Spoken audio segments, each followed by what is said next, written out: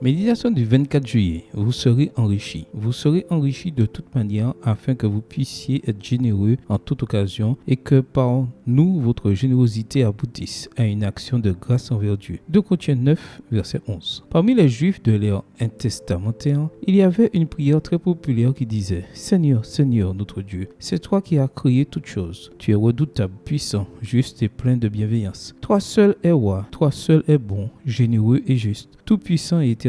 Tu as choisi nos ancêtres, tu les as mis à part pour te servir. » 2 Maccabées 1, les versets 24 et 25, version Bible en français courant. Bien que les Maccabées ne fassent pas partie du canon biblique, c'est une bonne source pour l'histoire juive intertestamentaire. C'était une prière offerte par Jonathan, le grand prêtre, qui a mené la rébellion contre les Séleucides. Regardons l'expression « toi seul es généreux ». Cette expression désigne Dieu comme la source et l'origine de toute générosité. Dans le psaume 51, David a demandé au Seigneur « Soutiens-moi par un esprit généreux ». Verset 12, version Parole de vie. Isaïe le décrit comme un Dieu qui pardonne généreusement. Isaïe 55, verset 7, version Parole de vie. Nous avons été créés à l'image et à la ressemblance de Dieu. Voir Genèse 1, verset 26. Nous avons donc été conçus avec la capacité de refléter les attributs du Créateur. S'il est généreux et que nous sommes à son image et à sa ressemblance, nous devons être des exemples vivants de sa générosité. La Bible présente un exemple frappant de la façon dont la générosité divine nous pousse à être généreux. Moïse dit à Obad,